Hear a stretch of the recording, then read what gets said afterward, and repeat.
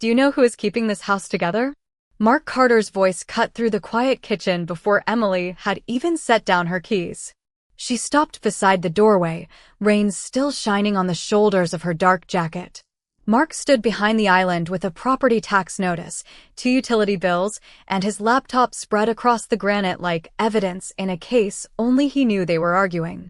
Emily looked at the papers, then at her husband. What happened? I just told you. No. You asked me a question. Her voice stayed level. Years in the United States Army had taught her that the first words spoken under pressure were rarely the most important ones. What happened today? Mark looked away. That small movement told her more than his tone had. His consulting firm had lost a major client 3 weeks earlier. Another contract had been delayed. He had called both problems temporary, but Emily had noticed the late nights, the untouched dinners, and the way he checked his banking application before getting out of bed. Nothing happened today, he said. I am trying to keep us ahead of what could happen tomorrow. Emily removed her jacket and hung it over a chair. Then talk to me about tomorrow. Mark tapped the tax notice. Property taxes increased. Insurance increased. Utilities increased. My income is less predictable than it was 6 months ago. We have reserves. We have some reserves. Emily almost corrected him. Almost. Instead, she walked to the cabinet and took down a faded army mug with a hairline chip near the handle. How much do you need? Mark stared at her. That is not the point. Then what is? The point is that I am the one losing sleep over this. Emily poured coffee that had been sitting in the pot since morning. I noticed. Did you? Mark gave a tired laugh. Because sometimes it feels like I am the only person carrying the financial weight around here. The mug stopped halfway to Emily's lips. Outside, rain whispered against the windows. The refrigerator hummed. Somewhere upstairs, the heating system clicked on. Ordinary sounds filled the space where a careless sentence had just landed. You think you are carrying both of us? She asked. Mark rubbed his forehead. I think you have the luxury of not worrying about money the way I do. Emily lowered the mug. She wore a simple watch with a scratched steel band. Her sport utility vehicle in the driveway was 10 years old. 3 days each week, she volunteered with veterans moving into civilian careers. Mark knew about her military retirement income and what he assumed were modest investments. He knew she avoided expensive restaurants and returned purchases she considered wasteful. He believed those things told him what she could afford. Emily had never corrected him. What would make you feel secure? She asked. Knowing I am not responsible for protecting this entire life by myself. She studied him for a long moment. Mark, are you asking for help, or are you telling me my contribution does not count? His expression tightened. I am being realistic. So am I. Then look at the numbers. Emily glanced down at the bills. Numbers had followed her all her life. Readiness percentages. Personnel counts. Budgets. Account balances. Asset valuations. Her father had once told her that numbers were useful servants and terrible judges of human worth. She had believed him strongly enough to build an entire adult life around proving it. I will look at every number with you, she said. But do not confuse being the person who worries about money with being the person who keeps us safe. Mark shook his head. You make it sound like I do not understand my own household. Emily's eyes moved slowly across the kitchen, across the oak cabinets and broad windows, toward the hallway leading to the front door. Mark had lived in this house for 6 years. He knew where the breaker panel was, which stair creaked in winter, and how much the monthly payment cost.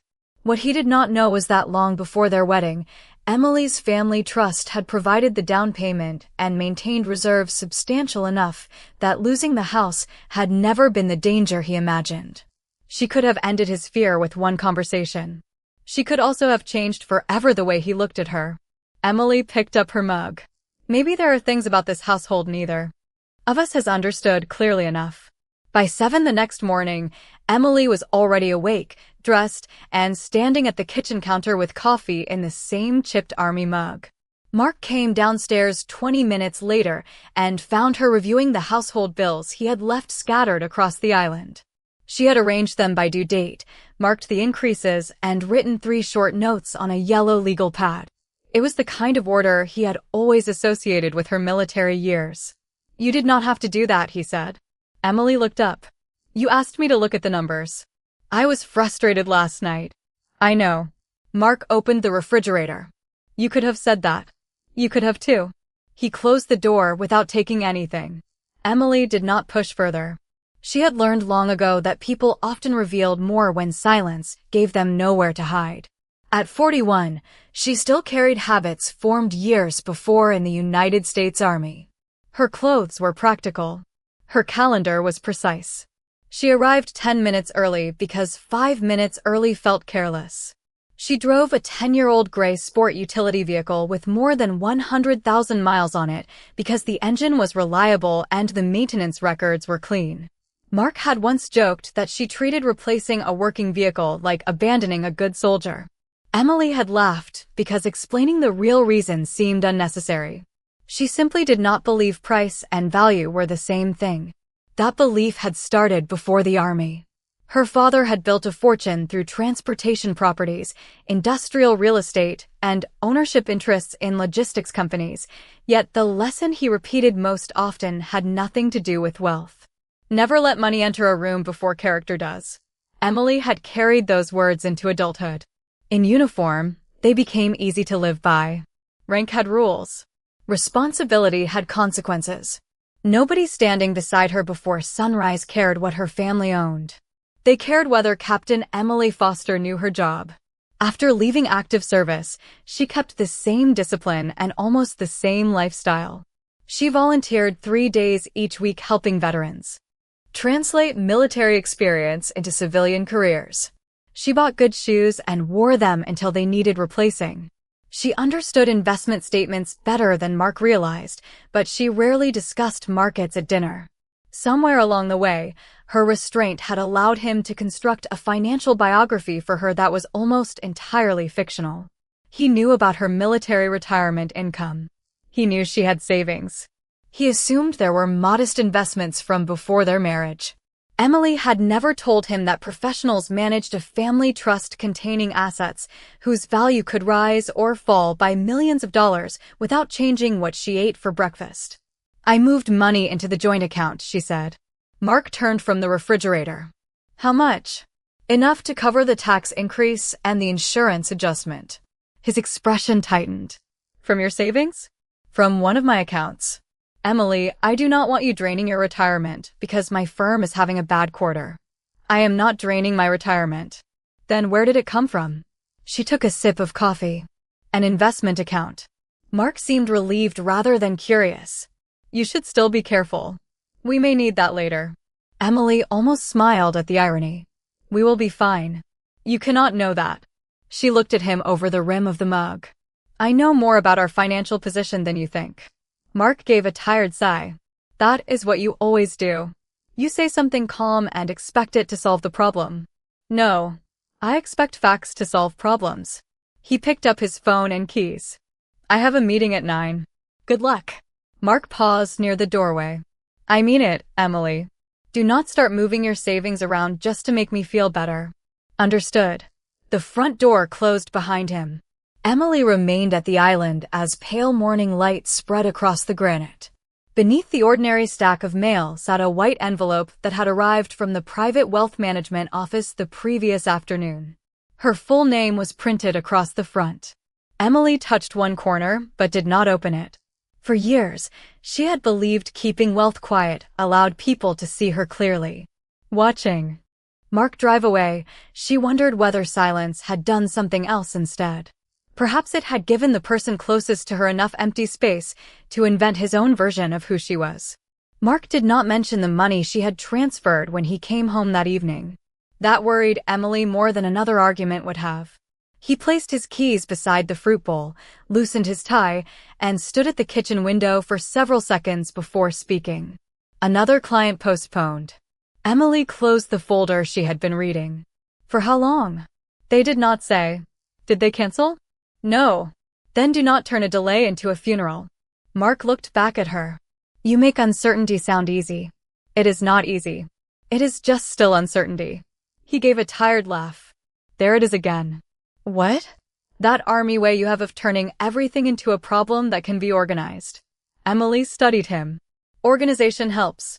In the army, maybe. He walked toward the island. But service was your old life, Emily. This is the real world now. Something in her face became still.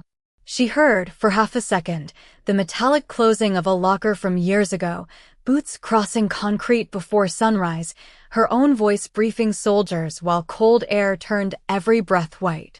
The memory vanished as quickly as it came. What part of responsibility stopped being real when I took off the uniform? She asked.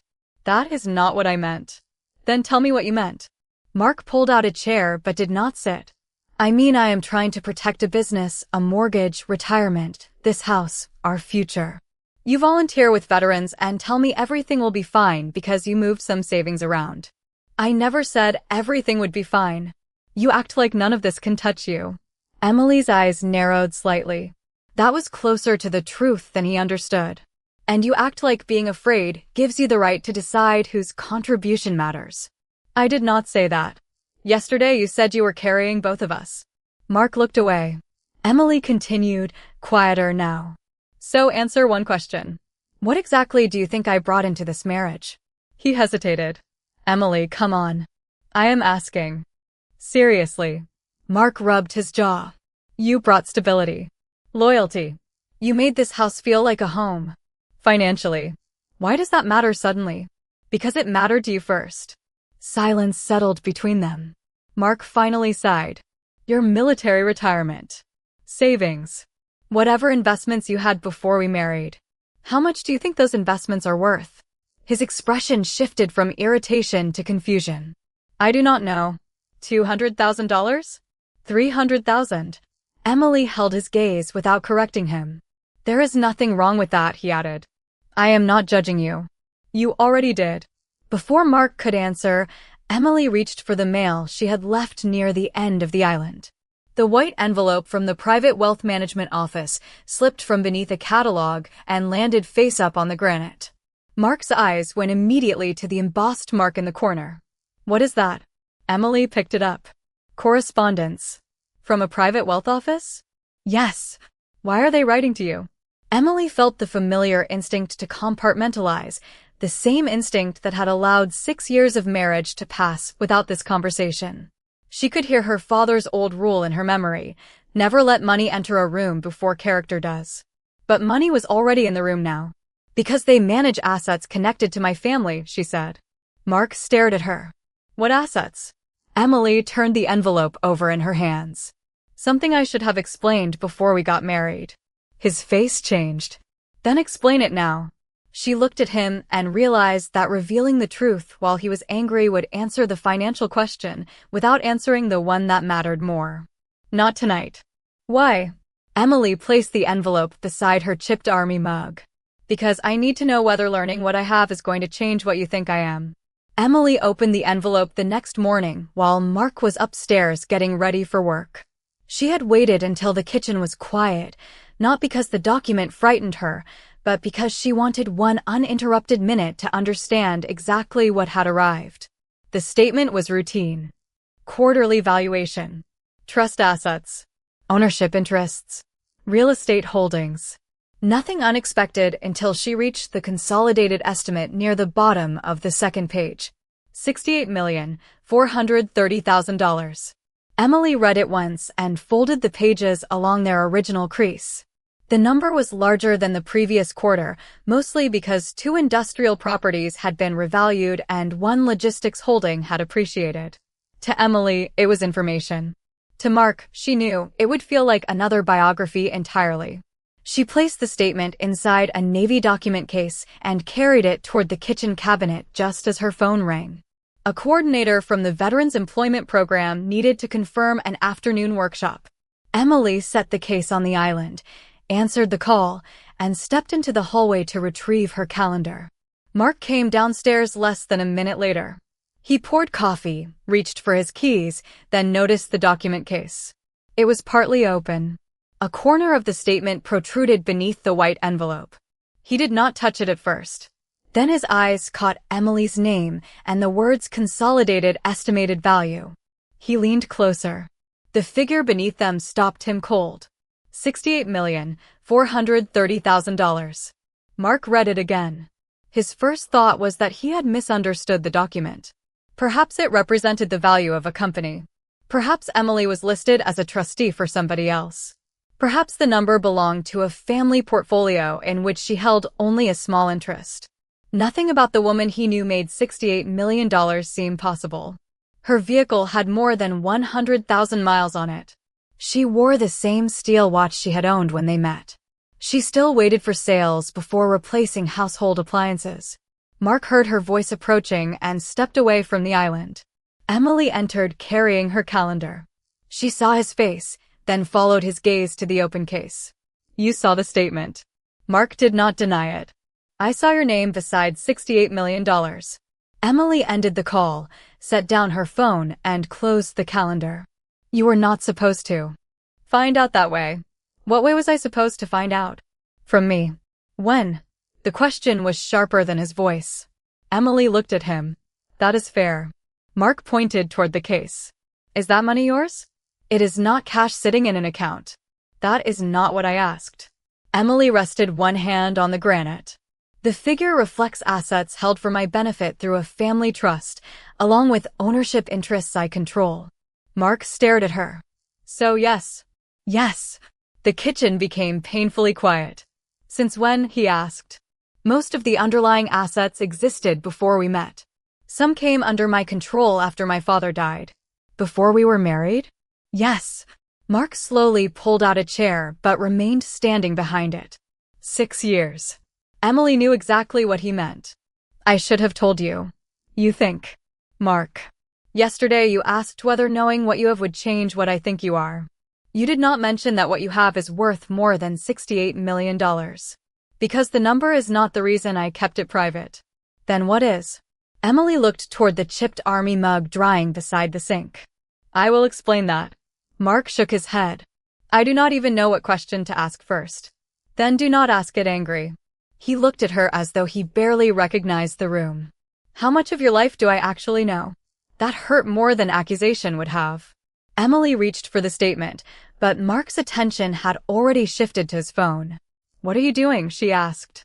Calling my mother. Emily's expression changed. Why? Because she spent 30 years around corporate trusts and family businesses. Maybe she can tell me what I am looking at. Emily became completely still. Of all the people Mark could have called, he had chosen the one person who would recognize more than the numbers. Mark, she said quietly, you may want to think about that before you make the call. He looked at her. Why? Emily's eyes settled on the phone in his hand. Because your mother already knows who I was before I became your wife. Mark made the call anyway. Emily watched him step toward the window while he spoke to his mother in a low voice, giving her only the simplest version of what had happened. He said there was a financial statement. He said the figure was more than $68 million. He said Emily claimed the assets were connected to a family trust. He did not mention Emily's warning until the end.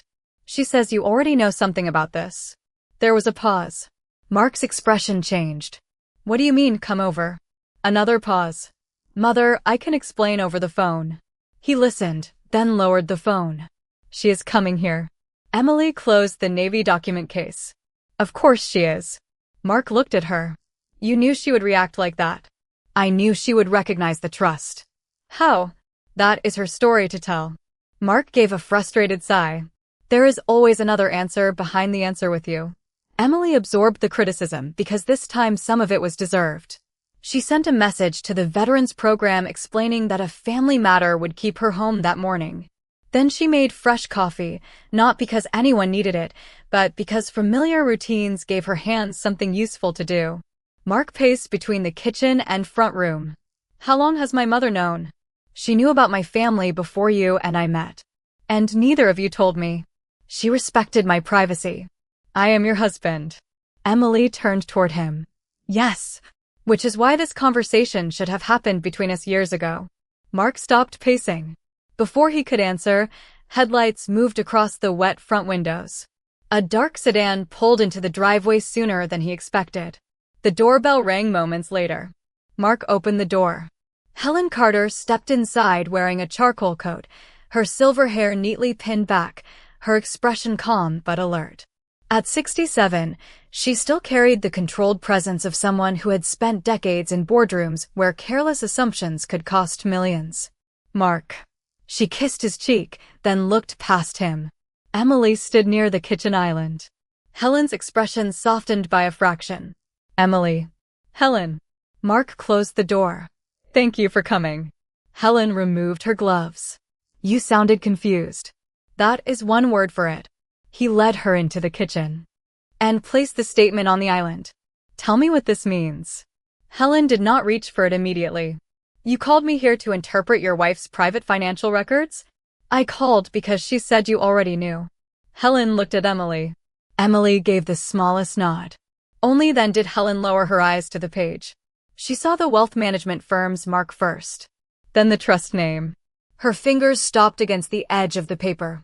Mark noticed immediately. You recognize it? Helen did not answer him. She looked directly at Emily. For several seconds, the only sound in the room was rain ticking against the glass. I wondered if this conversation would ever happen, Helen said. Mark stared at her. What conversation? Helen's gaze remained on Emily. The one she should have had with you herself. Emily accepted the rebuke without protest. I know. Mark stepped closer. How long have you known my wife has this kind of money? Helen finally looked at her son. That is not the first question you should be asking. It is the first one I am asking. Then, before I answer it, tell me something. What did you think Emily was worth yesterday? Mark frowned. What does that mean? You understand exactly what it means. His jaw tightened. I thought she had retirement income and some investments. And did that make her less important in this marriage? No. Emily watched him carefully. Helen glanced toward the property tax notice, still resting beside the laptop. Then why did you tell her you were carrying the financial weight? Mark went silent. Helen turned back to the statement and touched the printed trust name with one finger. Something old passed across her face, recognition mixed with memory. Then she looked at Emily and spoke with the quiet certainty of someone opening a door that had remained closed for years. Emily, he still does not know who Captain Foster was, does he? Mark's eyes moved sharply toward his wife. Emily did not look away. The number on the page had surprised him. The name his mother had just spoken changed the question entirely. Captain Foster? Mark repeated. Helen looked toward Emily, but Emily gave no sign that she wanted. The question avoided. That was her name before she married you, Helen said. Captain Emily Foster. Mark frowned. I know she changed her last name when we married. I know she was an army officer. You know the outline, Helen replied. You do not know how I knew her. 8 years earlier, Helen had been seated at the end of a polished conference table in Arlington, Virginia, listening to executives describe a proposed employment initiative for veterans entering civilian logistics careers. There were charts on the wall, projections on the screen, and enough polished language to make every promise sound accomplished before anyone had actually done the work. Emily had arrived directly from duty in her army uniform. She was 33 then, composed and observant, with a notebook containing more handwritten questions than the presentation contained answers. Helen remembered one moment more clearly than anything else. A senior executive had finished describing the company's commitment to veterans when Emily raised her hand. How many have you actually hired? The room went quiet. Someone offered a percentage. Emily asked for the number. Someone mentioned a 5-year target. Emily asked how many veterans were currently receiving paychecks. Helen had watched the young captain dismantle 20 minutes of corporate language without raising her voice once. After the meeting, Helen asked her to stay. You do not seem impressed by presentations, Captain Foster. Emily had closed her notebook. Presentations do not need jobs. People do. Helen had smiled. That conversation should have ended there. Instead, a board member entered and greeted Emily by mentioning her father. Helen recognized the surname immediately. Foster Holdings were connected to transportation facilities, industrial real estate, and private interests in several regional logistics companies. Your family owns property used by half the businesses represented in that room, Helen had said after the board member left. Emily's expression had barely changed. My family does. I am an army officer. Those things are not mutually exclusive. No, but only one of them is my job today. Helen never forgot the answer. Over the following year, they crossed paths twice through the Veterans Initiative. Then Emily's father died. His estate transferred substantial ownership interests into structures already established for Emily's benefit, while professional advisors continued managing the assets. Emily did not resign her commission to take an executive office. She did not replace her car. She did not begin introducing herself with her family's balance sheet. When Helen once asked why, Emily had answered simply, "I spent too long earning a name that did not come with a dollar sign attached." The kitchen returned around them. Mark stood motionless beside the island. You knew all of this before Emily and I even met? I knew her background, Helen said. I knew her father had substantial holdings. I knew she became the principal beneficiary of the family trust. I did not know the current valuation until this morning. Mark looked at Emily. And when you met my mother after we started dating? She recognized me. You both pretended you had never met? Helen's eyes sharpened. No. I greeted her politely. You assumed we were meeting for the first time, and neither of us corrected you. Mark gave a disbelieving laugh. That distinction does not make this better. Emily nodded. No, it does not. His frustration weakened for a moment because she refused to defend the indefensible. Why did you ask her not to tell me? Because it was my truth to explain. Except you never explained it. Emily lowered her eyes. That was my mistake. Helen touched the financial statement. And mine was assuming she eventually would. Mark looked from his mother to his wife. So this trust is really hers? Helen answered carefully. The assets are held through legal structures, and the statement should be read according to those structures. But if what you are asking is whether Emily's financial position is real, yes. Mark stared at the figure again. $68,430,000. Then he looked at Emily, still wearing the scratched steel watch he had seen almost every day of their marriage. How much of that value is actually yours? He asked. Emily rested both hands on the island. For years, she had insisted that the number was the least important fact about her. Now she understood that refusing to speak it had made the number powerful in a different way. She met her husband's eyes. Enough that we need to stop talking around it. Enough was not an answer Mark could live with anymore. Emily, please. Just tell me. She held his gaze. The current estimated value of the trust assets held for my benefit, together with the ownership interests under my control, is $68,430,000. Mark looked down at the statement as if the printed figure might rearrange itself into something easier to understand. It did not. And that can change? Yes. These are businesses, real estate interests, and investments. The value moves. But financially, you are worth around $68 million. Emily paused before answering. That is a reasonable way to describe it. Mark slowly pulled out the chair and sat. Helen remained standing near the island, watching both of them. All those times we talked about retirement, Mark said. All those conversations about expenses. The mortgage. Insurance. Vacations we decided not to take. Those conversations were real. Not equally real.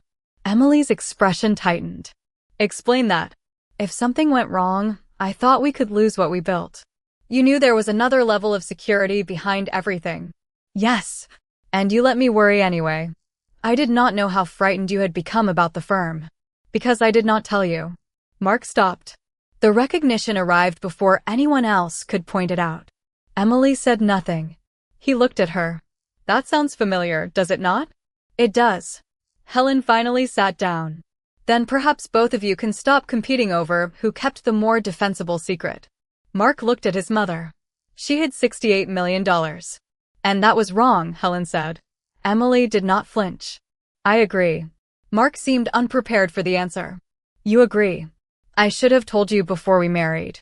At the latest, I should have told you when we started making long-term financial decisions together. Then why did you not? Emily looked toward the chipped army mug beside the sink. Because I spent most of my adult life trying to find out who people were before they knew what my family had. I am not people. I am your husband. I know. Her voice softened. That is why keeping it from you became a mistake long after the original reason stopped making sense. Mark rubbed both hands across his face. Yesterday, I thought I was protecting us. Yesterday, you told me you were carrying us. Because I was scared. And because you believed you contributed more. He looked up. Emily continued. Those are not the same thing. Helen's eyes moved to her son. She is right. Mark's jaw tightened. Mother, I know you respect her, but do not pretend she is the only person who gets to be hurt here. I am doing the opposite, Helen said. Emily broke trust by withholding something significant. You broke respect when you decided income gave you greater standing in your marriage. Mark stared at her. I never said that. You did not need those exact words. You told your wife you were carrying the financial weight, then dismissed her military service as an old life that did not belong in the real world. The words returned to the kitchen heavier than when Mark had first spoken them. He looked at Emily.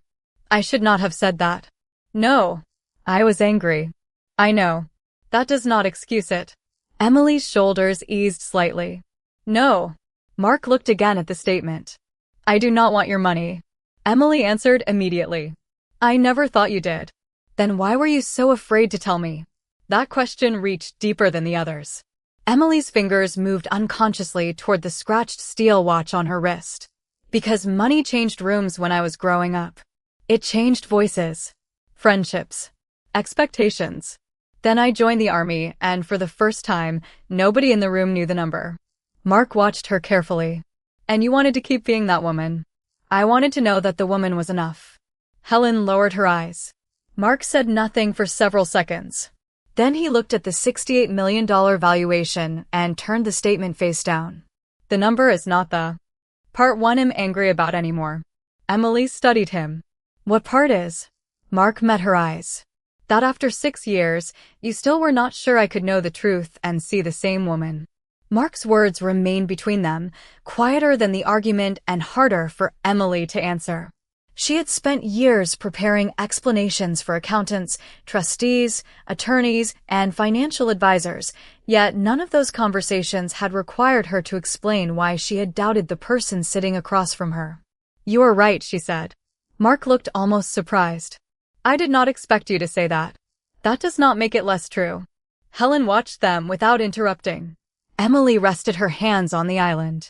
I kept telling myself the trust was separate property, professionally managed, and unrelated to our daily life. That was technically convenient and emotionally dishonest. Mark lowered his eyes. I wish you had trusted me. So do I. Helen finally spoke. And now that she has admitted that, Daniel, you need to admit something too. Mark looked at his mother. Mark, Emily corrected gently. Helen gave a small nod, then continued. You were frightened about your business, but instead of telling your wife you were frightened, you told her you were carrying her. Mark leaned back. I know. Do you? Helen asked. Because fear does not become wisdom simply because it comes with a spreadsheet. Mark looked toward the rain-streaked window. The firm lost one client last month. Another postponed this morning. There is a third contract I have not told Emily about. Emily's attention sharpened. What contract? A renewal worth almost a quarter of our annual revenue. They are reviewing other firms. How long have you known? 2 weeks. Emily absorbed the answer. And you did not tell me. No. Mark gave a tired, humorless smile. Apparently secrecy is one thing we have in common. Helen folded her gloves on the counter. Now you are finally discussing the problem instead of the money. Mark looked at Emily. I kept thinking that if I could control expenses here, I could compensate for what I could not control at work. Every bill started feeling like proof that I was falling behind. So when I stayed calm, you thought I did not understand. I thought you did not have as much at stake. Emily nodded slowly. And I knew we had financial protection you did not know existed. That made me underestimate how real your fear was. Neither tried to claim victory. The $68 million statement remained face down between them, suddenly less important than the admissions surrounding it. Helen stood and reached for her coat. Where are you going? Mark asked. Home. You came all this way and now you are leaving? Because you do not need a referee anymore. She put on her coat, then looked at Emily. You cannot ask your husband to see beyond your wealth while refusing to trust him with its existence. Emily nodded. I understand. Helen turned to Mark. And you cannot measure your wife's place in this marriage by the paycheck you imagine she brings home. She was the same woman yesterday that she is today. Mark glanced at Emily. Helen moved toward the front door, then paused. One more thing. Do not confuse disclosure with entitlement. Knowing about her assets does not automatically make them yours. It means the two of you can finally make honest decisions with honest information. Understood, Mark said. Emily walked Helen to the door. Before stepping outside, Helen looked at her. Your father used to worry that you would spend your whole life proving you did not need what he built. Emily's expression shifted. He told you that? Once. Helen smiled faintly. He was proud that you chose your own path.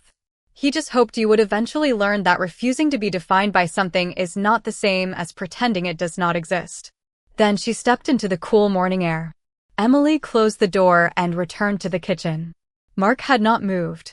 He turned the valuation statement face down once more, as though refusing to let the number speak for either of them. I do not want to talk about $68 million, he said. Emily sat across from him. Then what do you want to talk about?